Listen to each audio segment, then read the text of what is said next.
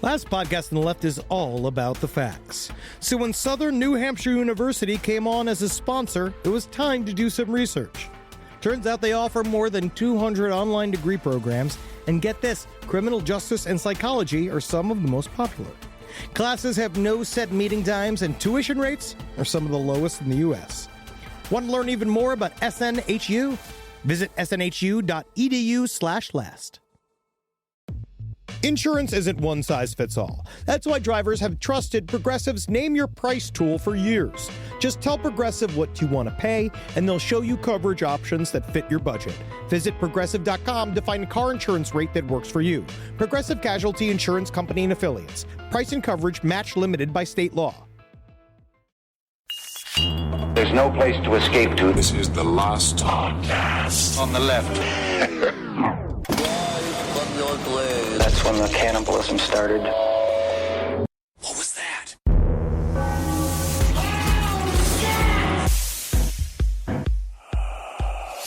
Welcome to the show. That's Marcus Parks. I'm Ben Kissel. Hong Kong Henry Zabrowski can't be here this week, so we are going to play for you guys our Sirius Satellite Radio pilot, Open Lines. This episode's all about ghosts and spectrophilia. Yeah, we started off a little bit light for because a lot of this stuff, I know a lot of our listeners are going to know exactly what we're talking about long before we get to the punch. Of course. But we were doing this as a pilot to introduce people to our specific brand of paranormal research. So bear with us while we get through all the explanations of intelligent hauntings and residual hauntings and this and that and whatnot. We know you know. We know you know. But you're an educated group. Yeah, just enjoy it. And have a great time with it, man. That's right. I'm so glad you guys are finally going to get to hear this. Yeah, it's very, we had a lot of people exciting. to ask, wow, when are we going to get to hear it? Now's the time. And you're going to love it. So blast emails over to Sirius and just be like, give us more. Rawdog at SiriusXM.com. That's right. Yeah, and you can tell them if you enjoy the pilot, say, put it on the air. Put it on the air. Get these boys a show. All right, everyone. Enjoy Open Lines.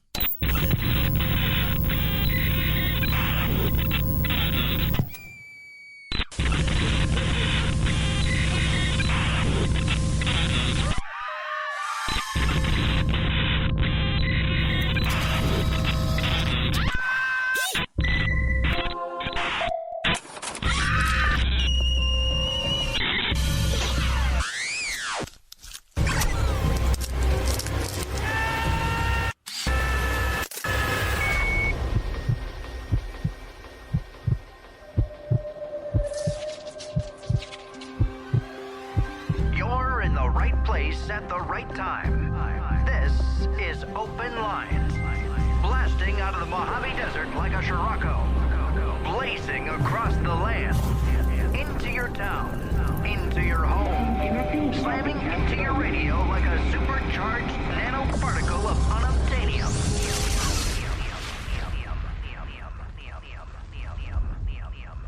Rat feet. Bat ass. Bat ass. All right, are you warmed up? Slices of buttered ham. All right, welcome to Open Lines, everybody. I am your host, Ben Kissel. With me, as always, we've got Marcus Parks. Hello. Good to see you, buddy. You too, man. And, of course, the mad genius himself, Mr. Henry Zabrowski. Whispering willows of gunk. Whispering willows of gunk. Bras that do not fit. Voice exercises. It's important to have a very clear voice when you do the radio. I think you need some more warm-up. It's important to have a very clear voice when you're speaking on the radio. Did you just get drunk? I didn't see you drink anything. Voice exercises. Hi, my name is Henry Zabrowski. Indeed. Marcus, Henry, and myself, we've been doing a podcast called Last Podcast on the Left for many years now, and this is our serious debut on the little program Open Lines. All we discuss is the macabre and things of horrific nature. It's our Broadway debut. Indeed. I can't wait to sing songs for the people. No, it's a little bit different. Are we going to do that?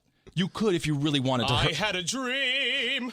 I dreamed it for you, June. Every trucker in Ohio just turned us off. That's great. Thank you so much, Henry. No, we're not here to sing Broadway show tunes. We're here to discuss today's topic, which is the wonderful world of ghosts. You know, we are very big fans of Coast to Coast AM. A big shout out to Coast to Coast AM listeners.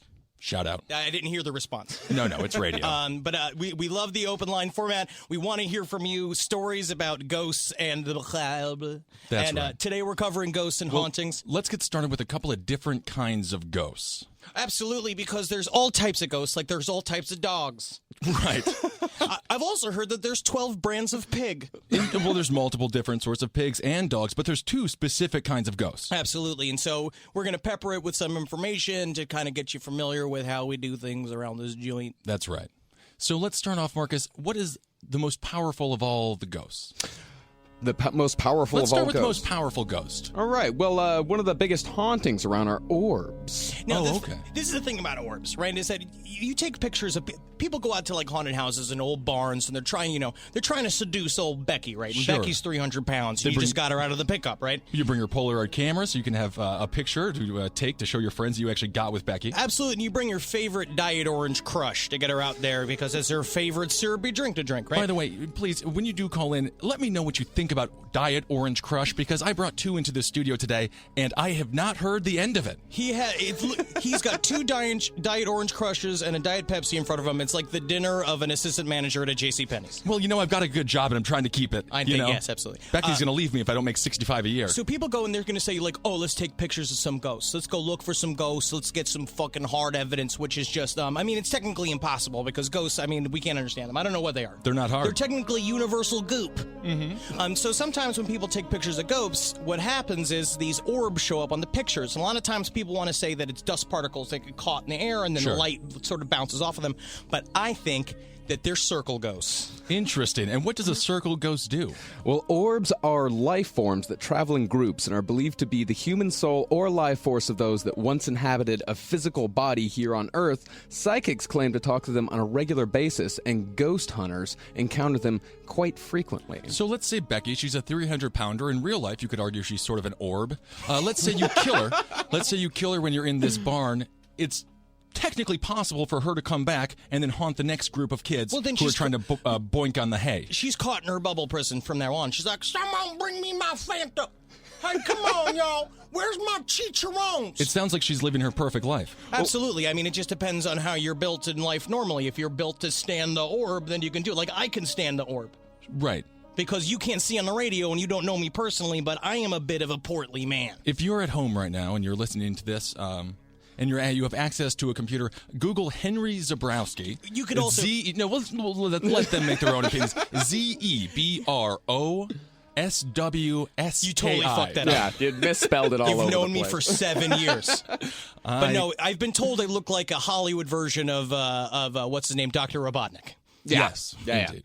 So it sounds to me like this Becky character, she would be happy being stuck inside of a bubble orb, and in real life, had she lived, she probably would have been stuck on her bed. She'd just be in a trailer, yeah. Okay. But now, then the orbs are some of the most famous ones around. Yeah, absolutely. Orbs are definitely a big part of paranormal research. It's what a lot of your ghost hunters, like all of your ghost hunter TV shows, they're the ones that get really excited about these. Yeah, they're just like, that's a ghost right there. You can tell it's in the picture. Right. Look at the picture. There's a frame outline of a man in the doorway. And there's like, that's a grease stain. Yeah, this is a former slop kitchen that we're looking at here. It's a grease stain or a grip in the wrong position. One of those two. So let's go down the rabbit hole a little bit more than... we want to talk about hauntings, because the idea is that we want people to call in and tell us, what is your scariest haunting experience? Have you seen a ghost? Mm-hmm. Please tell me you've seen a ghost, because they won't appear to me.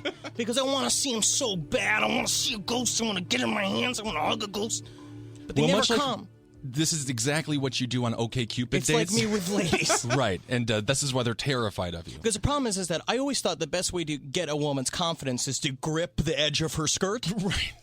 But that's not it. In the 1940s, that would just make you married, but it's 2013, so times have changed. You just do it for 2 years at her work every single day, and then one day you're married. Arrested.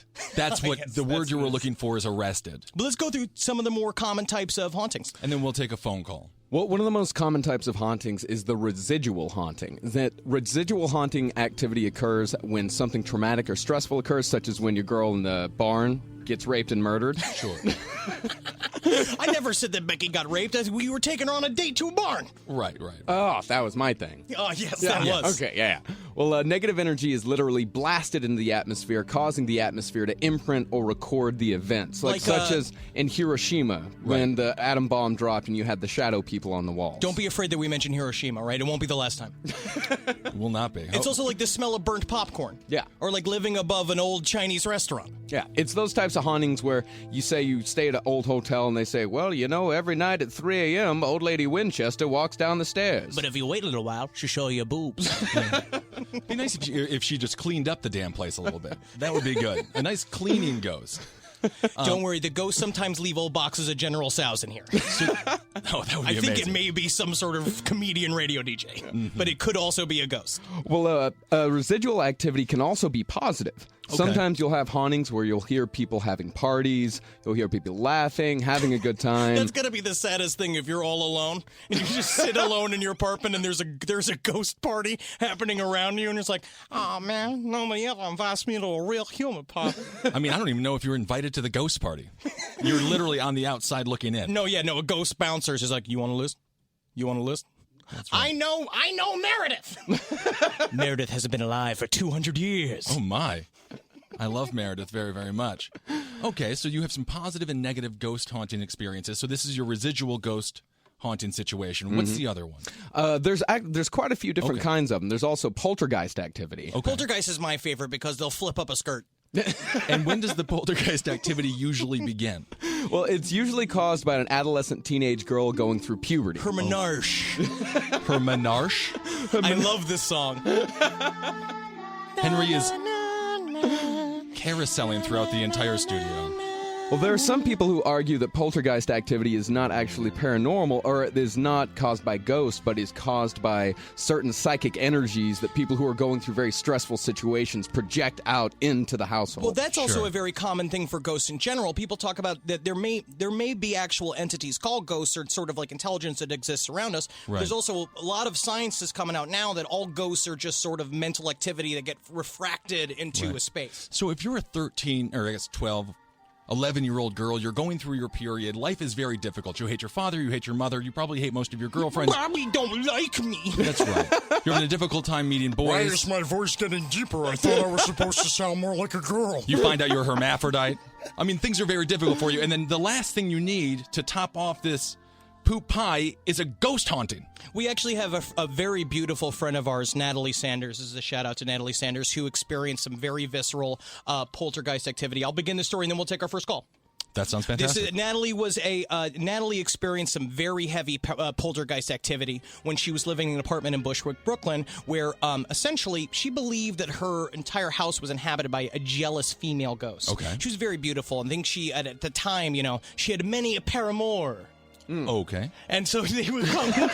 But she apparently, like, her stovetops would turn on as she was asleep. She'd wake up for no reason. She'd walk into the kitchen and all the stovetops would be on. And then one time, the cabinet, we went in and we saw where the cabinet flew. It is talking about like a 4-cabinet wall thing, or whatever that calls it. A cabinet. A cabinet. It's a wall thing. It came shooting off the wall like 7 feet out into the middle of the kitchen. It's nuts. Right. And the biggest thing that happened was that she woke up one night and she had scratches down her back, like 2-foot-long scratches down the middle of her back. And when she walked up and walked into the kitchen, all the stoves tops were on. And down the hallway was her front door. And there was a bunch of winter coats that she'd keep on there. And she found them off the front door and tied in a circle in her kitchen floor, absolutely soaked with water. And it's the most frightening thing I've ever seen. Going into the house and listening to her tell the story was like, spooky, ooky. I remember you and I actually went to her home and did a seance there. And then she asked us to leave. Indeed. Well, we kind of creeped her out. I think we were far creepier than any ghost that could have possibly been haunting that apartment. Let's take our first call. Andy, what's going on, buddy? Have you ever been haunted? Yes, I have. When I was a small child between the ages 6 and 8, I don't remember exactly. Okay, so you weren't going through period. You weren't going through your period. No, maybe. No, definitely not. That's good. So what are the details? What actually happened? I was just like a small kid. It was nighttime. I was playing on my bed with my toys, and I remember, my room's a square, and I had a window directly across from my bed, and the slats were open. So, like in horror movies, you notice like the periphery thing, and the characters say like they feel it. Yeah. I felt something. Yeah, these are also sometimes known as shadow people. Certain paranormal people believe that those people in the corners of your eyes are actually paranormal activity. Also, if you're smoking people. like way too much weed, like all the time, sometimes you'll see things in the corners of your eye. But that's just kind of what I do to myself. Andy, that's my follow-up question. Were you stoned at 6 years old? I was probably stoned on McDonald's. Oh, okay. Well, that'll do it. That'll do it to you. All right. So you're lying in bed playing with your toys. Yes, and I remember distinctly it was a McDonald's toy, the Half Moon Man. I don't know if you remember that character. Those were the creepiest commercials on television. I loved it for some reason. I don't know. Yeah. So I turn my head to the left and I look, and what I see is essentially kind of like a traditional ghost, if you think about it. But later on, I figured out it was like a KKK type thing, like interesting a white triangle and like two black holes for eyes, just looking at me through the window. Did it spout out any sort of racist rhetoric? What gave you the idea that it was a KKK You're ghost? not Jewish, are you? I'm not Jewish, but I'm Catholic. But do you have a drunk uncle that may have been standing in your room that you did not know was a member of the Klan? You want to look at me in full regalia, nephew? Dieser Staat und dieses Reich bestehen sollen in den kommenden Jahrtausenden. Okay, so you're lying in bed, Andy. You see this KKK-looking ghost. Yes. What goes through your head at that moment? I just fucking didn't know what. Oh, can I curse? Oh, yeah, it's fine. It's serious. You can say whatever you like. Have you heard what these guys have been saying? So I turn. I don't know what to do, and this only happened in dreams before, where I don't know what to do, and I'm trying to scream, but nothing's coming out of my mouth. Sure. And I just bury my head in my pillow and keep trying to scream until I just start crying. And my parents come over and they tell me I'm seeing shit. What did you say to your parents when they came into your room? I mean, did they believe that you had just seen a ghost, or did you have an active imagination as a child? I had an active imagination. I always had problems sleeping. I mean, I think my parents are from South America and they're really old school, and they're like, "No, you did not see anything." No, fuck. Right. Can you tell me where did you live in the United States at the time? Oh, okay. So this is what ties it in. If you tell me Indiana, it was a Klansman. I just did some research about this. I grew up in Monmouth County, New Jersey. Okay. And Monmouth County? Monmouth County, New Jersey. Oh, Mama. Okay. Used to be a huge stronghold for the KKK up until the 50s. Interesting. Did something happen to the KKK of Monmouth County? Was there a large death of the KKK? They just got broken up by the government in the 50s, and I guess they just dispersed further south because, that's where they go.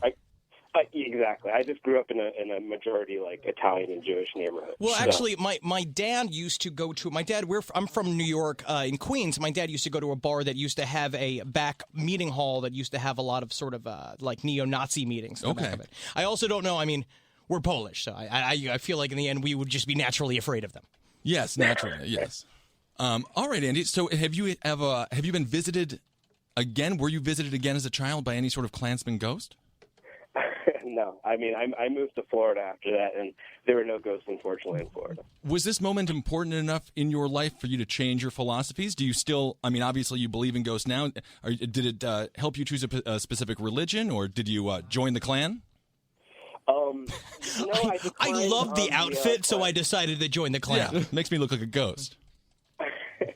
No, I mean, I became a hardcore atheist in college because, everything in college and whatever. But I kind of swung back to it, and because I don't know, I don't think it could have been an actual person in a Ku Klux Klan outfit because my window is 12 feet off the ground. Right, so, That's really interesting. This is a perfect example of a residual haunting because these are. Well, thank you so much for calling in, Andy.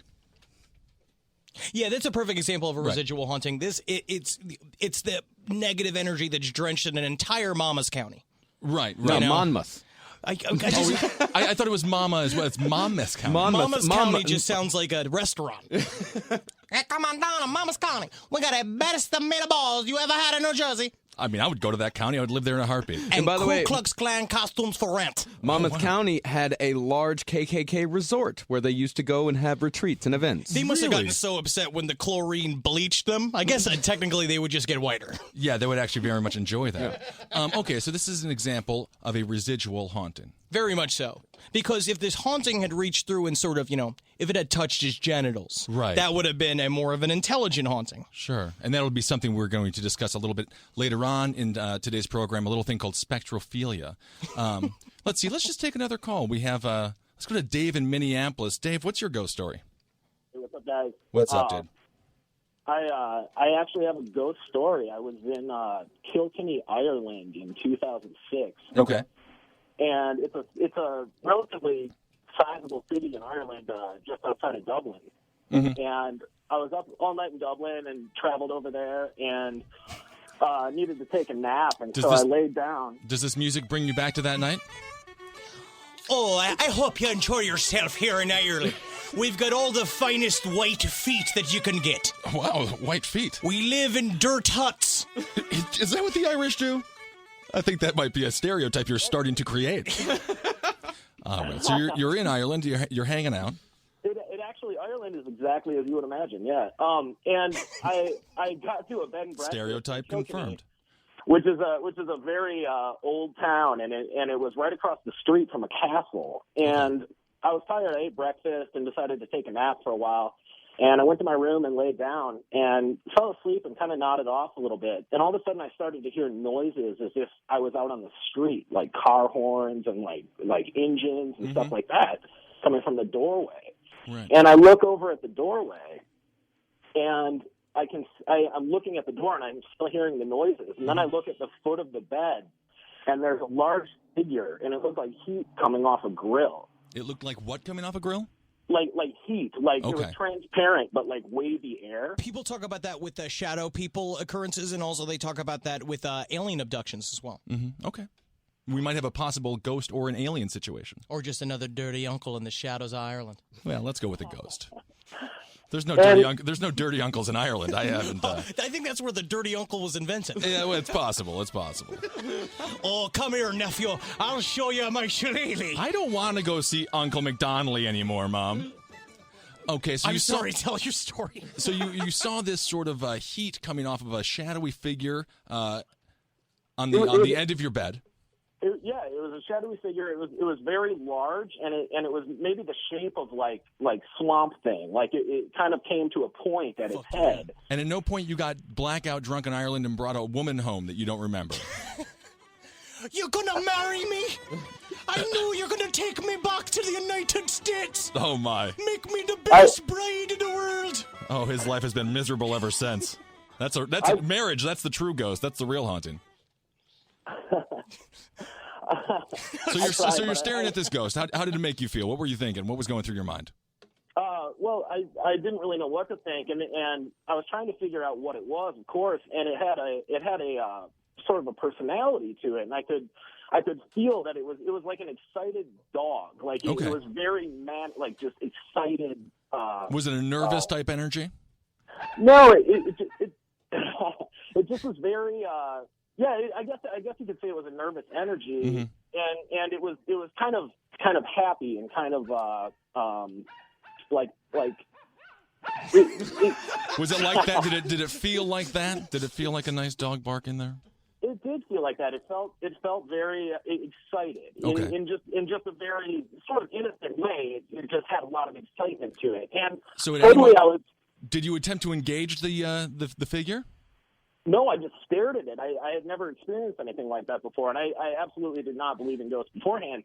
And suddenly I got sucked, like, into not like down into it, but I got completely stuck to the bed. Like, I couldn't lift my arms or legs. Really? And that's also really common with alien abductions. Okay. It's also sleep paralysis, which also weirdly happens. You could have been asleep. Do you feel like you were asleep? I was completely lucid awake, except for I had been asleep leading up to that moment. Sure. It was when I heard the noises from the street that I woke up, but I was in the room. It was exactly the time of day that it was. Like, there's no way that I had taken enough note of the room to have the details of it that clear in my mind. And as I was stuck to the bed, it passed through me and through the wall. Interesting. And at what point did you give birth to the ghost baby? Just several hours later. But that's your shepherd's pie. Yeah, that was just a huge dump you ended up taking. Well, that's amazing. And has this story gotten you laid at all over there in Minneapolis? No, I don't tell it. I've been waiting a long time to tell it. I told my mom immediately afterward, and she was like, "Never speak of it." Oh, interesting. Well, she's been having an affair with a ghost all these years. Oh yeah, she's been to Ireland. She knows what happens there. Well, thank you so much for sharing your story with us, Dave. Absolutely. All right, man. We'll talk to you soon. This is great. So he had more of a pleasurable experience, it sounded like, to the degree that the ghost didn't seem hostile or angry. Well, there's a lot of talk that not aliens also, but that ghosts like to experience a sort of they like to feel the communication. They like to reach out and get like through the barrier of the whatever dimension that they're living in order to speak to us. That's great. And of course, you're listening to Open Lines with Marcus Parks, Henry Zabrowski, and myself. I am Ben Kissel. What do you got, Marcus? What I was going to say is that sounds more like an intelligent haunting. Okay. Yeah, very much so. Do you want to get into an example of intelligent hauntings real quick? Let's get the definition of intelligent hauntings if we could. Absolutely. Well, this intelligent hauntings kind of plays into Albert Einstein's theory about energy, matter. Energy can neither be created nor destroyed. And also how you could make the best bratwurst in the country. Did Einstein invent the bratwurst? Absolutely. He's like, you take a pig's foot and you boil it in dog piss. Is that what Einstein sounded like? And he wasn't a good cook. Right. He was a brilliant mathematician. Sure. So...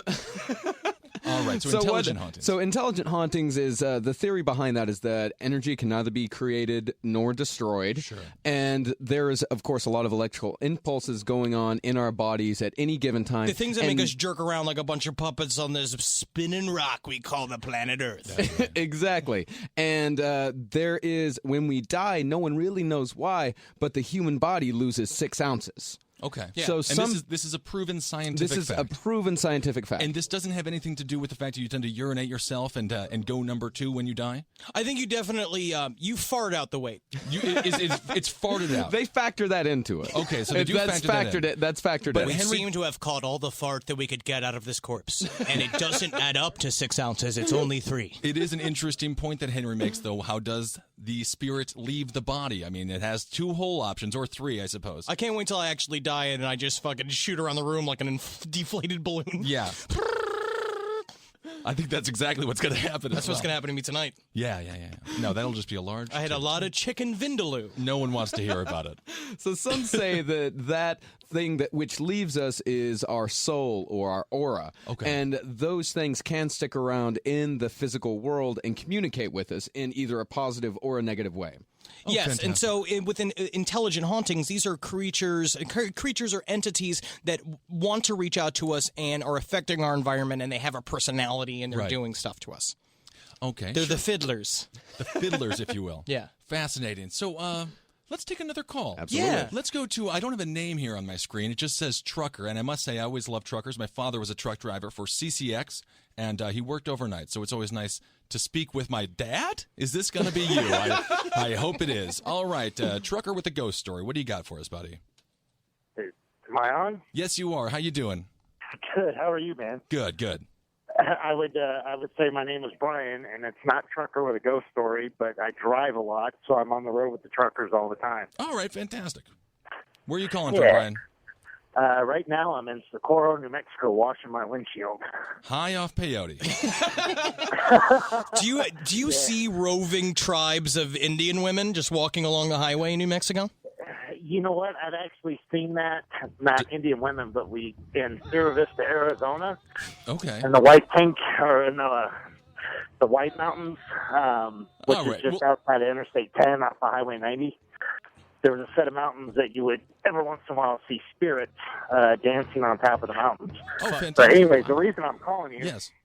was the first time I ever had a ghost experience. It actually made me believe in God. Okay, how old were you when this experience and happened? I'm not calling you to like push religion or any of that kind of shit. No, this is hail Satan. We love the devil. I was a pretty strong atheist until this happened to me. Okay, my father was killed in '99 in a race car accident. Okay. And I just happened to be up in Flagstaff, Arizona, and I was visiting what he called his cabin. Okay. Which was actually a pretty big house up in Forest Highlands.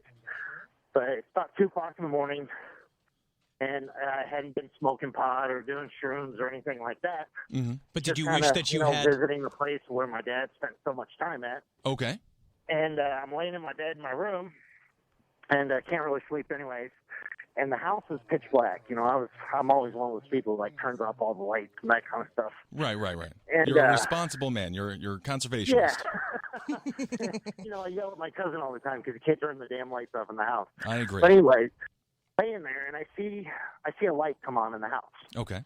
And I'm like, okay, first of all, I've got the alarm on. There's no way anybody could even get into this community. Right. You know, but I'm going to go see what it is. Sure. And I open my bedroom door, and surprisingly enough, my dad is standing there.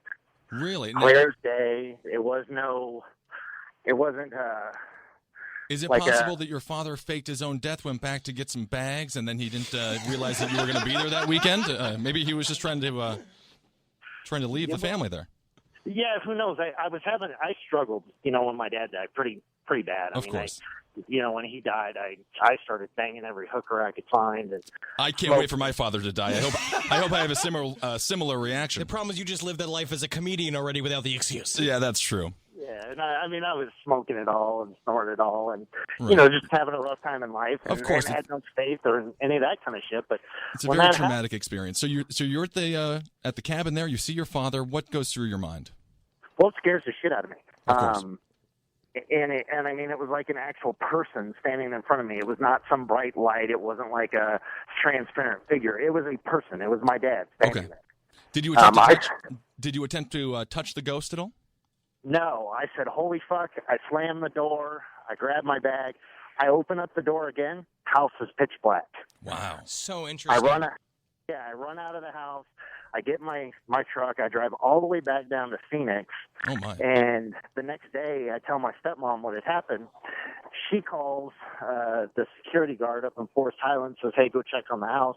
Okay. And, yeah, sure enough, the front door is wide open. No lights were on in the house, but they could tell that somebody had been there. So fascinating. And now this experience was so powerful for you, it made you choose a false idol that is God. No, that's fine. Thank you so much for calling in, Brian. Hey, man, you guys have a good night. All right, you too, brother. Yeah, you see, that's also really interesting. I think it happens a lot with people that when you're close with someone, it's those bonds are already created, and so it's so much easier for them to come back and see you again. Absolutely. You know? Absolutely. I mean, at the same time, I just feel like if I go to heaven, y'all ain't seeing me never again. No, because I'm going to be drinking keg butter with Beethoven, playing on the old pearly whites, Jimi Hendrix. Well, you will not be going to heaven. Hanging out with Einstein and Michael Clark Duncan. As a matter of fact, if you want to see the future of what Henry's life will be like after he dies, Henry was the star of an adult swim program called Your Pretty Face is Going to Hell. You can find it on... Hail Satan! Hail Satan. You can find that online. And that's, of course, is the man that you just heard speaking there. He's beautiful in his true form, looking like a devil. This podcast is brought to you by Squarespace. Squarespace is an all-in-one website platform that helps you stand out online. Yes, that's right. You don't have to smash your face with a hammer. You can just start a business. It's got everything you need on Squarespace, from securing your domain to building a professional site and showcasing your work all in one place. Let's say you want to show everybody how you can carve your ribs out of your lower abdomen so that you look more like a Ken doll. That's amazing. You can bring your vision to life with AI-powered design or curated templates, plus flexible editing tools that helps you create something that truly reflects your style, especially if you are somebody that is trying to corrupt the young men of America. That's what Squarespace is really going to help you. Squarespace makes it easy. It makes it easy for you to put all that together, and you just go to Squarespace and do it all. Thanks, Braden. Head to squarespace.com/left for a free trial. And when you're ready to launch, use offer code LEFT to save 10% off your first purchase of a website or domain. Hey there, everybody. I want to talk to you about horticulture. Yeah. Did you know that Fast Growing Trees is America's largest and most trusted online nursery? I did it. I got trees from them. I got bushes to cover up that stinky wall that my neighbor has in my house. It looks good. It's really going nice. But last year, I got an avocado tree, and woo, doggy, she grow fast. She grow real fast. It's budding already. It's been a year. Usually it takes a little bit longer than that. You know what? I don't even know if that's true or not. But it is budding, and it is growing. And you know what I did was I rent. I don't own my home, so I put it in a pot so I can take it with me, and it can be with me for the rest of my life. And now I got avocados forever. And just like Forrest Gump says, that's one less thing. All right, so go on to Fast Growing Trees and get yourself a tree that you want to see get tall super quick. Right now, they have great details on spring planting essentials, up to half off on select plants. And listeners to our show get 20% off their first purchase when using the code LEFT at checkout. Offer is valid for a limited time. Terms and conditions may apply. FastGrowingTrees.com. Hey there, everybody. Is your cell phone bill too much money? Are you getting that bill and you're like, hey, what is this? I can't believe for what? For 5G? Are you crazy right now? $100? I don't even barely got any bars when I'm just sitting in my living room, okay? You don't have to deal with that anymore. Are you ready for this?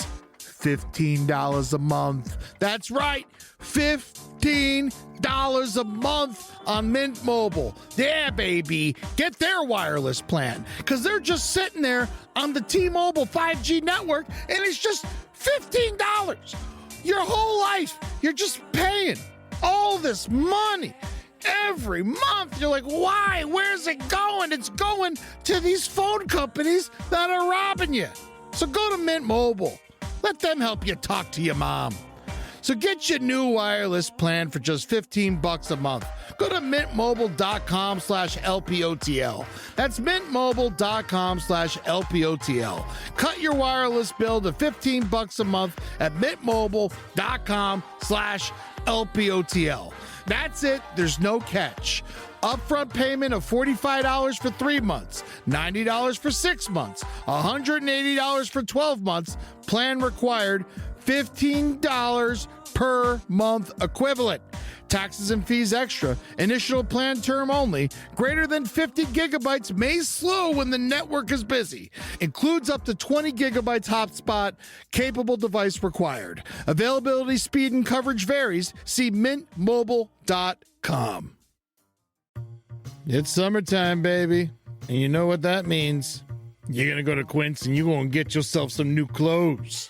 Something happened to me by accident recently. I had a nice little Quince mistake. It was Father's Day, and we wanted to get Julie's dad something nice, so naturally we went to Quince. We looked around, and we were like, oh, look at this 100% organic cotton mesh stitch button-up sweater polo. I think Bob's really going to like this. So we get it, and we buy it, and then you know what happened? A little fudge, a little mistake. Accidentally sent it to our house instead of Bob's house. Julie's like, oh, I'll just get a refund from Quince and we'll mail Bob another one. I was like, oh, okay, that sounds nice. But, maybe I should just see it first. She pulls it out. I was like, whoa, look at that. It's like a button-down polo with nice little holes in it. It's breathable. It's not bad. I think I'm going to wear this to Jazz Fest this weekend. Wore it to Jazz Fest. Got 3 comments. One was by a lady. Not bad, Quince. So get your hiney over to quince.com and treat yourself good and feel good. Look good this summer. Make your summer wardrobe easier. Go to quince.com/last for free shipping on your order and 365-day returns. Now available in Canada too. It gets hot up there. That's QUINCE.com/last for free shipping and 365-day returns. Quince.com/last. Look like a prince in your Quince, you jerks. We were just talking about souls leaving the body. We've got a great caller here. He works in the ER, and he swears he felt a child's body, felt a soul leave a child's body. Robert in Alabama, what do you got for us, buddy? Yeah. When I was working in the ER, it depends on the age.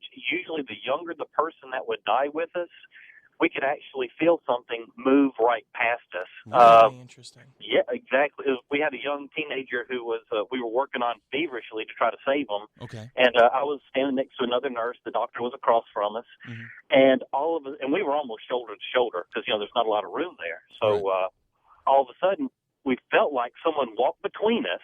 We looked at each other, and we just kind of put our hands down, looked at the doc, and said, we're done. And he he must have felt it as well because he said, okay, put his stuff down and walked out. So before the equipment, before the machine officially announced this child dead, you had just already been able to call it because you felt like the ghost just kind of walked right past you, his spirit. Exactly. Yeah, it was just this. It was you know how sometimes you feel somebody walk behind you and you kind of know somebody's there? I don't feel so much when people walk behind me, but I love to closely walk behind people. But that's the thing, and because kind of terrify them like that. You are built like Mike Myers, which you can't see on the radio. Is that Ben Kissel is 7 feet tall, and he's got a dour look, a furrowed brow. Right.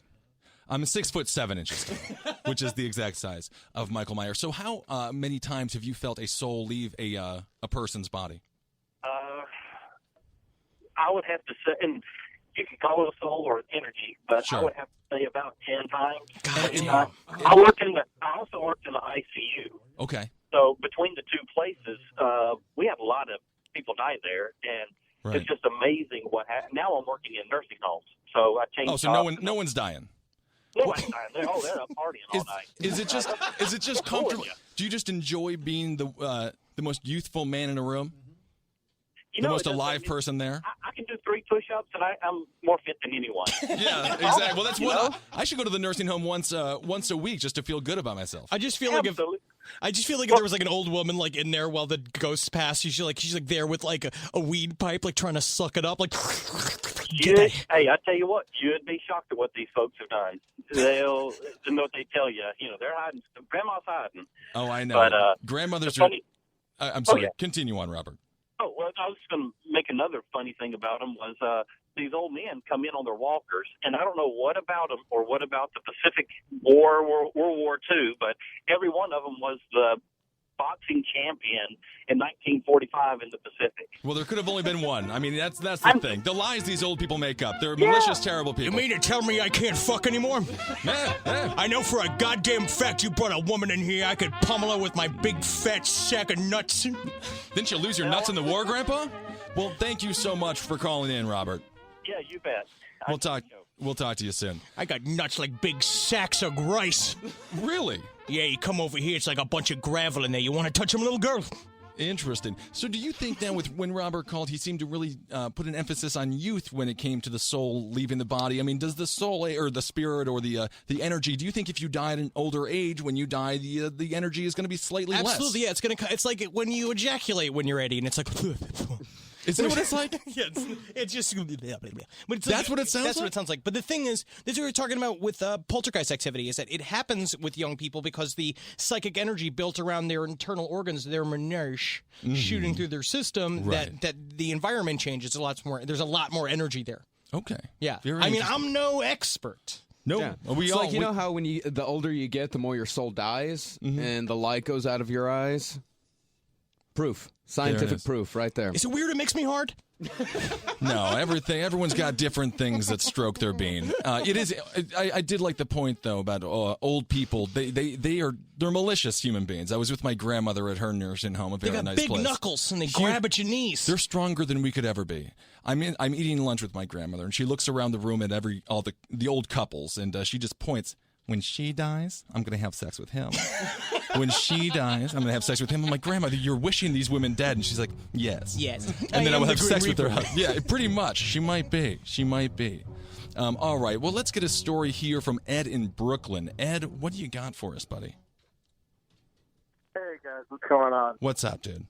So I had this weird thing happen to me when I was a kid. I was after a Cub Scout meeting. And Eddie, I couldn't help but notice that you sound really fat. Are you the fattest caller that we've had all day? I was actually the biggest baby born in Florida. That is true. I have what doctors call a little bit of a weight problem. Yeah. So you got a good ear, buddy. Yep. So anyway, being a chubby Cub Scout, we were leaving. It was I was at a Catholic school. And right next door was a graveyard. And my father's driving me and my mother home, and we're passing the graveyard, and there's just like this blue shadowy figure in the road. Mm-hmm. And me and my mother start screaming to my dad, like, stop the car, you're going to hit this guy, And my dad's like, there's nothing in the road, and then he drives right through it, And me and my mom lose our minds. We just go crazy. We just start screaming. You hit somebody with the car. There's someone. You just killed somebody. Did you feel like the car did hit something? Was there a thump or any sort of? No. It didn't feel anything at all. And you know how disappointed your dad was that he didn't hit a dude in the road. Yeah, he was really hoping that you guys did see something. Every man wants to kill something with their car. Yeah, well, you hope for the best. Indeed. And so anyway, we got out of the car, me and my mom.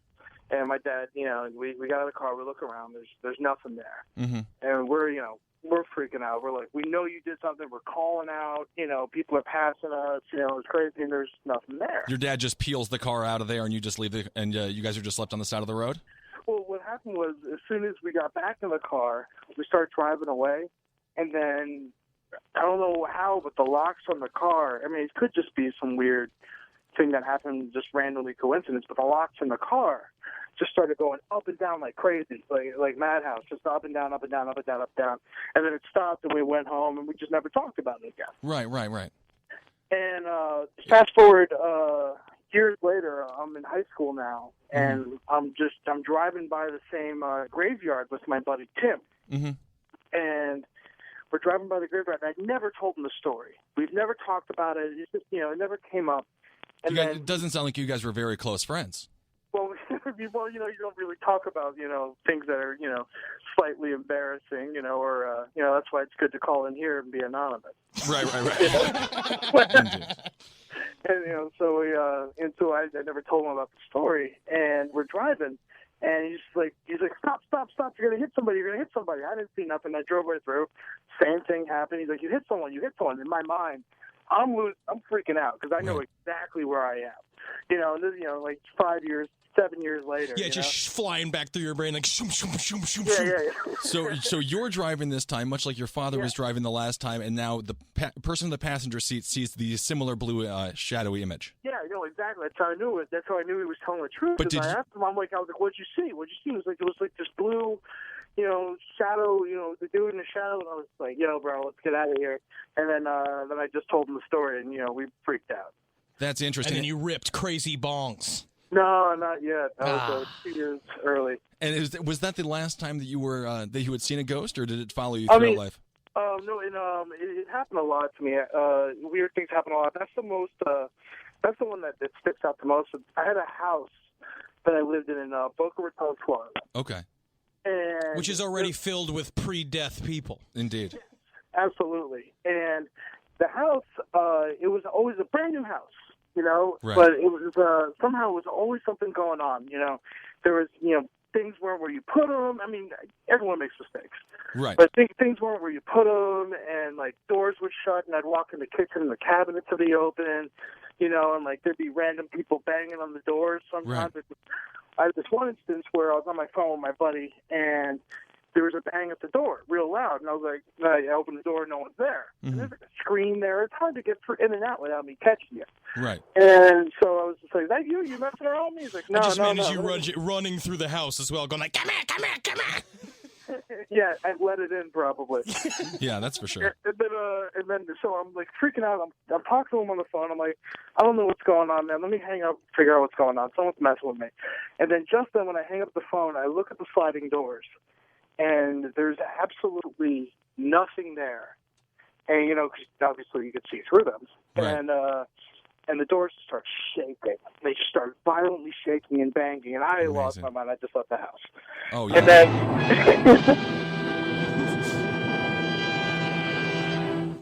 What was that? Are you scared?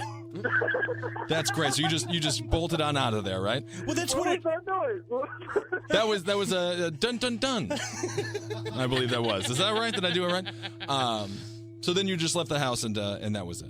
I left the house, and then the week later after that, I was sleeping over with my buddy Corey, and we would always we'd hang out in my room, then we'd pass out in the next room where they had like two beds next to each other. And when we're going from did you guys push those beds together throughout the night or anything like that? Or you guys were already pushed together so you don't roll over into the floor? Seems like an elaborate ruse to have Mr. Corey and you sleep in the same bed, these ghost stories. All right, Eddie, I'm so sorry. We got to cut you off short. We need to take a break, and when we come back, we're going to discuss a little thing called spectrophilia. Stick with us, guys. Welcome back to Open Lines, everybody. I'm Ben Kissel with Marcus Parks and Henry Zabrowski. Girls, pop your shirts off. That's right. Of course, as promised before the break, right now we're going to discuss a little ghost love, a little thing called spectrophilia. Have you ever just wanted to, like when you bring a dude home at night, and no, I don't. Listen, let's say you're out on the town and you're in college and you're just trying to experience something new, and you just bring a dude who tells you that he's a poet and a guitar player, and he works on the railroads. As they all do, and he comes into the house and he makes furious love to you. Sure. Just messing with your chest and grabbing on your butt like real hard, but also like speaking Byron, and then you wake up. Speaking what? Byron, Lord Byron. Oh, I see. Sure. And then you wake up in How the morning does that sound? Like, thee and thou, how cleft and ripe your buttocks are. Oh, okay, I see. Sure, that is enchanting. And then you wake up and he's gone. That's like fucking a ghost. Oh, so a terrible one-night stand where you may or may not have dabbled in homosexuality. That's spectrophilia. When you bring old Sandy home as the last girl in the bar at 3:30 in the morning, and then you wake up and it means you're married to her. It's 7 years later and you got 4 kids. That's like fucking a ghost. Indeed, that's what we call the old Polish relationship. All right, Marcus, what's the definition of spectrophilia? Well, the definition of spectrophilia is a sexual attraction to ghosts or sexual arousal from images in mirrors. Okay. Also, it is the phenomenon of sexual encounters between ghosts and humans. But what about just watching ghosts fuck? I mean, that is part of spectrophilia because it is a sexual attraction to ghosts. Like, say, we have sexual attraction towards women. We like to watch women fuck. Same thing with ghosts. Interesting. Sure. So, as a man, if you love a ghost, how is there an OK Cupid for that? Is there an E-Ghost Harmony? I think how a lot do of you it. find ghost love? Oh, this is nice. That's sweet. I hope everybody is ready to meet Ludwig von Beethoven. Ooh, very nice. Hello, girls. I play the piano and I enjoy many different types of harpsichord music. You know what? I'm more of a rock and roll kind of gal. I love very tall socks on a girl, and I like when a girl is wearing a whole bunch of sick cotton dresses and ribbed things to keep in her large gut. Well, I do have a large gut. Do you have a condom by any chance? What is a condom? Never I mind. have sex through a wool mitt. Oh, okay. Well, that's totally fine. So how do you find ghost love? Well, spectrophiliacs, one of the things that they do very often, this is something that psychologists who have studied this found that many spectrophiliacs masturbate against mirrors. So Kanye West is a spectrophiliac. Not necessarily looking at themselves in the mirror. Okay. Just looking at the mirror, like looking at it's like seeing a different world. Okay. It's like being able to ejaculate into a different dimension. Oh, my. I've That's heard what of happens every coming single- on a butt, but that's a whole nother world, That's huh? every single time I rip bowls and just masturbate. I'm just like, oh man, I'm gonna come on Mars. Yeah. And there are also I think you're some a felon on Mars. It's just some Martian and just like, it's raining again. This is so weird and sticky. This salty rain is helping the flowers grow. Whatever this rain is, must be God. You can't be the god of Mars. Don't make yourself the god of Mars at the end of this jack-off joke. Spectrophilia also includes the legends of the incubus and the succubus. Okay, what's an incubus? An incubus is a man demon who takes the soul of a woman by having sex with her. Okay. Yeah, and he comes there and he's rammer, and then she's just like, thank you. Right. And a succubus is a woman who does the same to a man. Kind of like the woman takes the money. Yeah, and Dan Aykroyd in Ghostbusters when he's laying in the what was a cutout scene when he's laying on the bed and the ghost zips his fly and sucks his dick. That's the thing, ladies and gentlemen. If you remember that scene in Ghostbusters, we probably watched it when we all watched it when we were younger. I never really got the whole ghost blowjob scene, and I watched it as I was older, and I said, this should have been edited out of the movie. Dan Aykroyd is getting blown by a ghost right now, and as a child, I'm like, he's making funny faces. I wonder what's happening to Mommy, him. why is he tired? Shh, go to bed. Mommy has some ghost fucking of her own to do. She's doing. That's a big Twinkie. Oh, my. That's good. I got a feeling that scene was just, they were saying, like, listen, we got to cut the scene. Dan Aykroyd's like, I'm not doing the movie unless the scene stays in. I'll be out of the movie unless that's right. The scene stays in the movie. I have a supreme ability that I think that if we just do the scene, that maybe, just Possibly. A ghost will really suck my dick. Dan Aykroyd's dream come true. All right, speaking of mirrors, those are often in bedrooms. What else is in bedrooms? Hotels. We have a hotel manager on the line. Very good segue. I mean, honestly, I'm genius. I just do want to say that. All right, we got Morgan on the line, the manager of a haunted hotel. Morgan, what's going on? What's some hauntings you've seen in this hotel? It's actually it's Martin. And another correction, I'm probably the fattest caller you've had in today. Oh, wow, Martin. All right. Well, I don't know if you know how fat Ed is, but how fat are you? 275, I think. And how tall are you? About 6 foot. That's nothing. No, you're a good size, Martin. Never call yourself fat again. You're a true American. That's right. God damn it. You can't let the commies win. Keep on eating. There's a witch hunt in this country against fat people. Indeed, I agree. They're coming for us. You know what? I think you're winning. I don't think there's a witch hunt. It's a war of attrition. Until Bloomberg takes our sodas. All right. So, Martin, you're working in this hotel. You're agile. You're healthy. You're a great hotel manager. What's some hauntings you've seen? Or one specifically that really sticks with you? One specific. Okay. Well, I'm not going to mention the name, but we're right next door to the Alamo Hotel, obviously. Okay. So longest operating hotel west of the Mississippi. Wow. You know, the Battle of the Alamo took place on where the hotel is at right now. It happened in the lobby. Yes. Okay, in the lobby, we had the Alamo situation go down. Yes, you're correct. But specifically the second floor, everybody says it's haunted. I've been there for 3 years. Okay. And there are a few things that happen. One that really sticks out to mind is the second floor, the early 2000 rooms, 2002 to be exact. Okay. The room is not a room. It's a storage room because of some bad plumbing that happened. And, well, people don't want to pay. Bad plumbing happened. It's full of dookie? Well. All right. Well, that's sort of Probably so. That was just it was just an incident that happened a couple of years ago that the hotel just didn't want to spend that kind of money to restore it. Right. Yeah, the dookie will work itself out. That's right. Okay. Well, anyway, they were refurbishing tubs on the second floor, and 2004 had accidentally got placed by one of the trainees when none of the I'm sorry, we lost Martin. That was.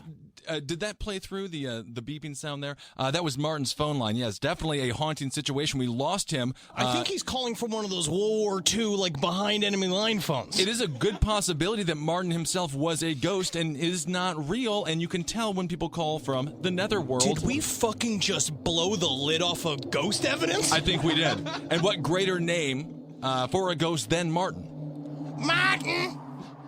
Martin, I need to see you. My bedclothes are soiled. Right. And then Martin goes and he fixes up the entire hotel. Martin, I'm all out of ice for my feet, Martin. That's fantastic. Well, unfortunately, we won't be able to hear his amazing haunted stories. Well, I did find out some information about the hotel that he's talking about. Okay. Oh, very good. Yeah, absolutely. It's called the Menger Hotel. Like Mengele? Like Mengele. Mengele, okay. Menger. And okay. The most famous ghost they have is named Sally White, and she was a chambermaid that was murdered in 1876. Okay. And reports of mysterious footsteps and sounds and things being moved by unseen hands was she murdered? Are numerous. Was she murdered because she messed up the plumbing in room 2002? Yeah, I feel like Davy Crockett also used to sleep in that room, and the problem was that every morning he started with a chicken fried steak, and he's just like, well, you know, I got a bit of a Texas tornado going on down here. That's all I had. I'm sorry. That was the reason for the poopy situation, of course. No, that makes all the sense in the world. Okay, so the Menger Hotel. Now, this is the main woman that's haunting the hallways of that place. Yep, looks like it. Well, do we want to get into some of the finer points of spectrophilia and hear some first-hand accounts? Yeah, let's get into some first-hand accounts. Right. This is from a Travel Channel show called Ghostly Lovers. We only search the most unsearchable places for our content. The Travel Channel. How'd you ever find it, Marcus? I found it by searching in Sex with Ghosts. Now, this is a... It was pretty easy. And it had nothing to do with the show. Right. This is one of the most famous spectrophilia cases that there is, correct? Absolutely. Okay. This is the I was laying in my room on my bed alone, and I felt something heavy. in the air almost. It was Martin. It just felt like the room was getting darker. All of a sudden, I just felt something on my legs, just almost like a warmth, almost like a tingling, something just touching my leg. I kept getting all these weird sensations over my body, just weird tingles. Warmth almost, tingling, going up my legs and onto my arms. I felt almost something breathing on my neck, like somebody was actually kissing me. I felt somebody grabbing my arms, pushing me down on the bed. My You're gonna heart get down there, started to girl. race. My breathing became deeper, and I just went through all the motions of actually having a sexual encounter with somebody. And I Sounds felt, to me like she was just laying on her back. I felt energy up my legs. Oh, my. And I felt something touching me. I remember that. I remember the tingling.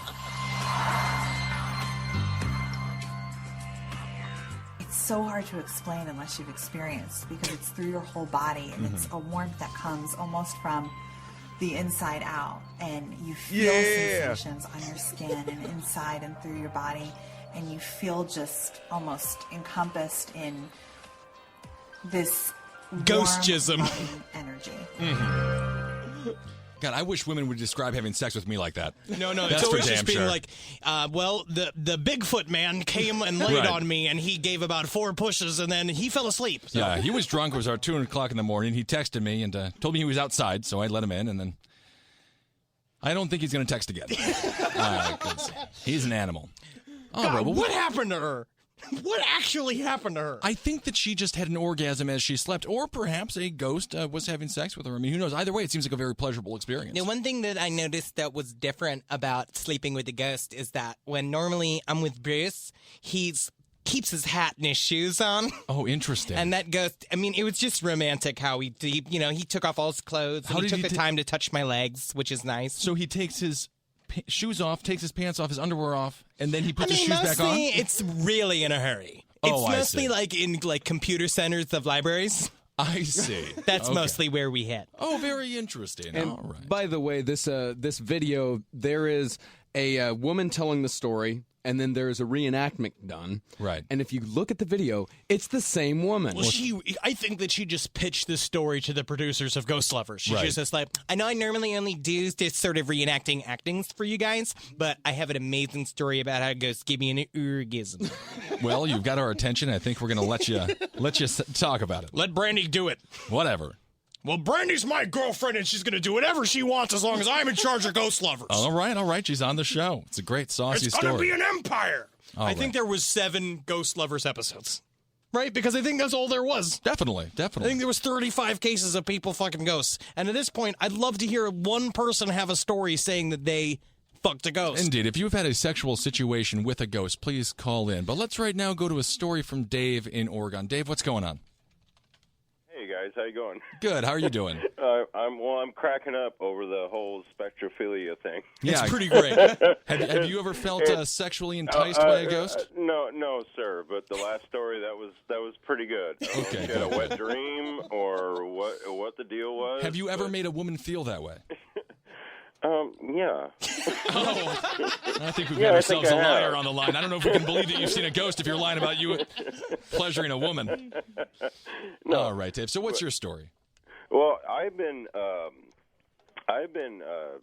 investigating ghosts for many years. How long have you been alone for?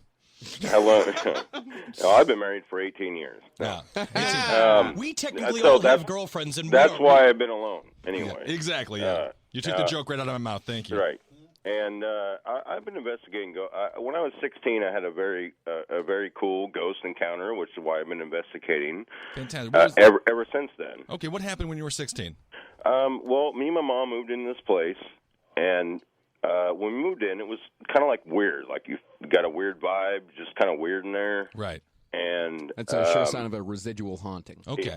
And well, yeah, exactly. It was residual.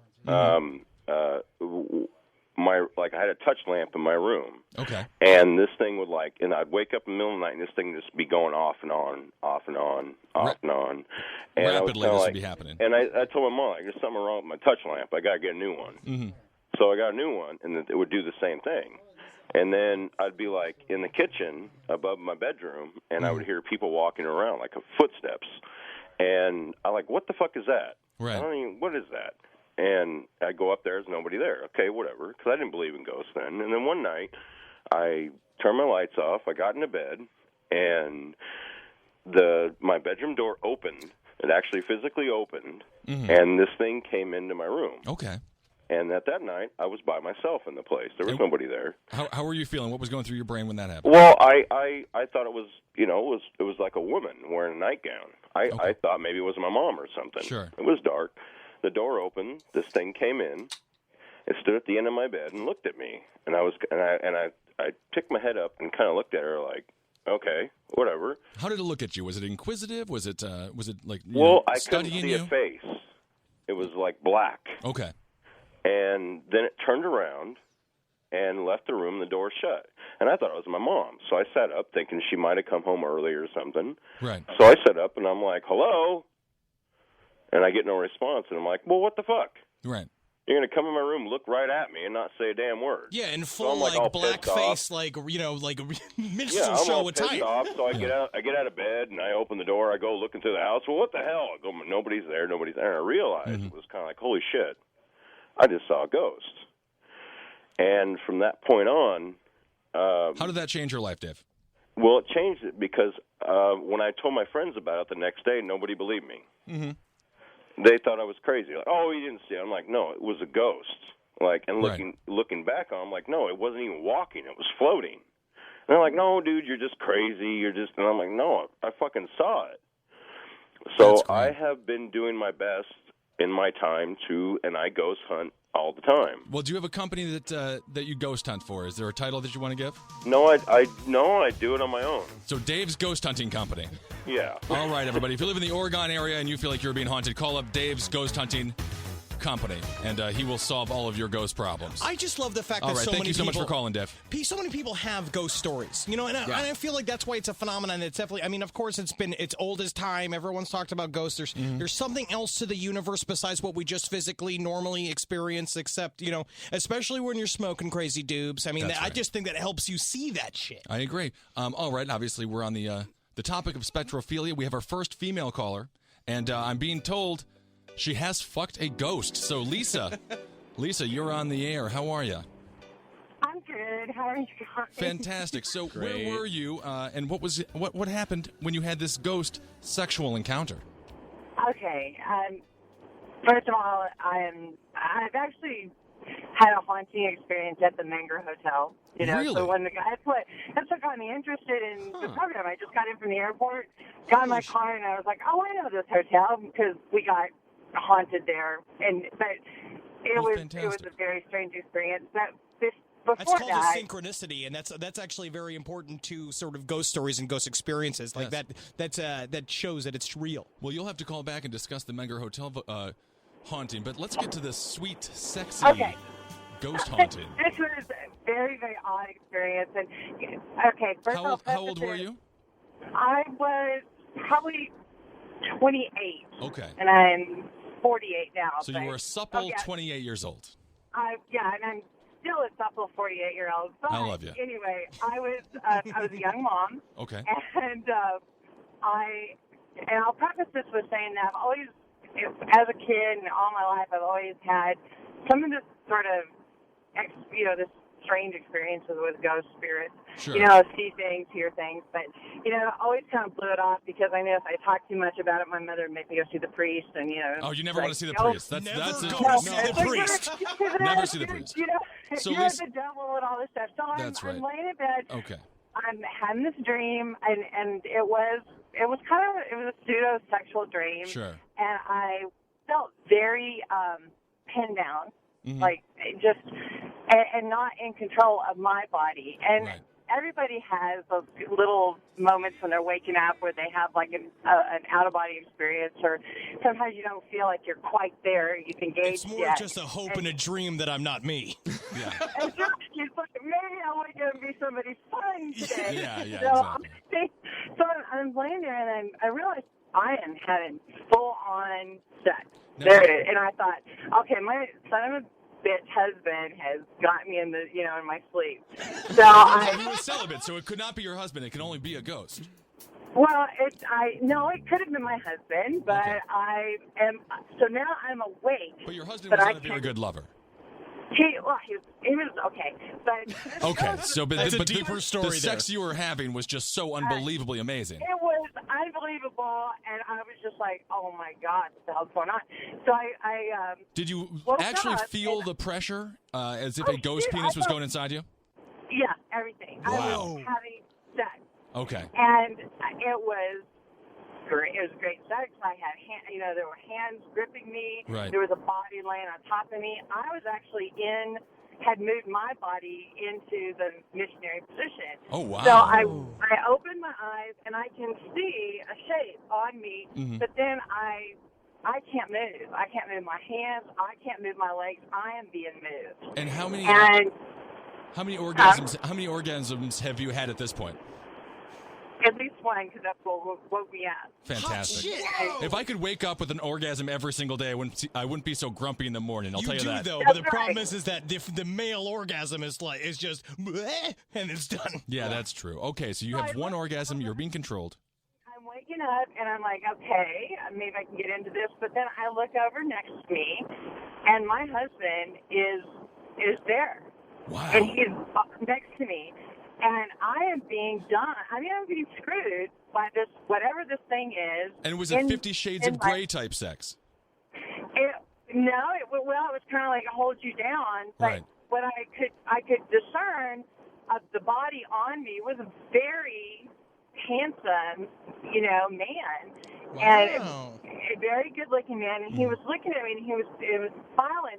But I was very afraid, and I started to try to move and make sounds. So my husband woke up, and I could see him looking at me, and he was scared to death because I obviously could tell that something was fucking me. Yeah, because because she's never been like that with me. Yeah, I mean, he must have been absolutely shocked. So he had a very frightened look on his face, Right. and in my mind, I kept saying, get off me. This is wrong. Stop, stop, stop. And the very beautiful man that was laying on top of me, holding my arms down, having his way with me, turned into this hideous-looking creature. Whoa. And, I mean, it was this scary, demonic-looking thing.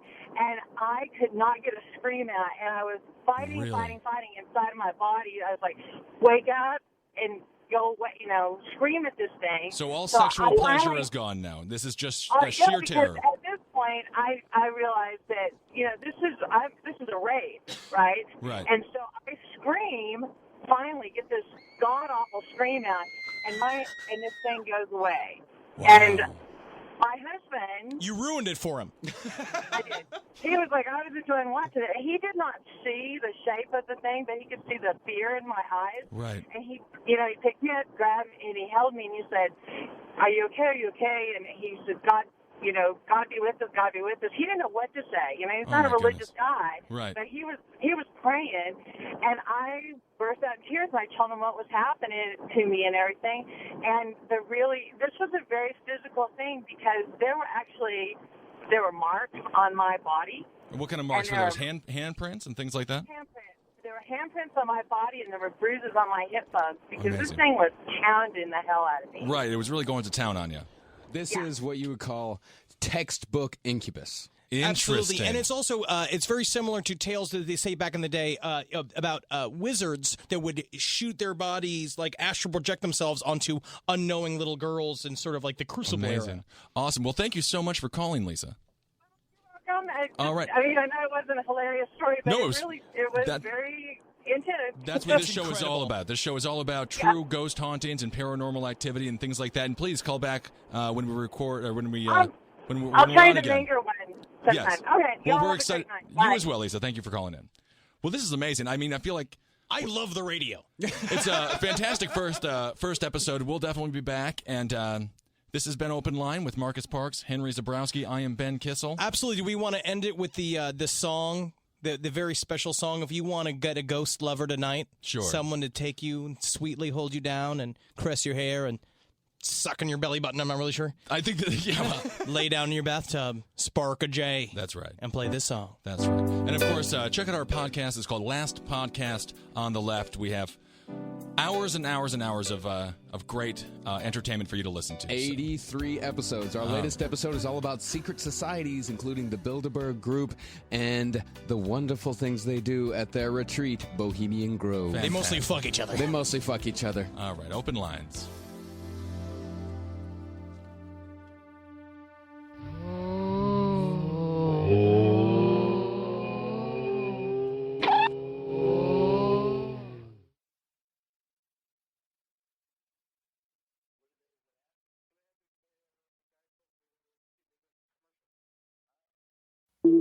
Breathe in. Feel the sense of calm that comes from having up to $300 in overdraft protection with GoToBank. Now... Did you say $300? Yes. Now, back to our breathing. So if I overspend my balance, GoToBank has my back up to $300? Yes. Can we breathe out now? Less worries, more zen, with over $300 in overdraft protection. Tap to open an account today. Eligible direct deposits and opt-in required for overdraft protection. Fees, terms, and conditions apply. In the U.S., there's a break-in every 26 seconds. But when intruders step near, Simply Safe Home Security steps up. Stop. This is Simply Safe. Police are on the way. Using AI alerts, U.S.-based live agents help deter break-ins. Simply Safe, no long-term contracts. Save 50% on your new system with professional monitoring at simplysafe.com/SXM or with promo code SXM. Outdoor deterrence requires a Simply Safe Active Guard outdoor protection plan starting at $49.99 a month. Visit simplysafe.com/licenses for alarm license information. Tennessee 2012.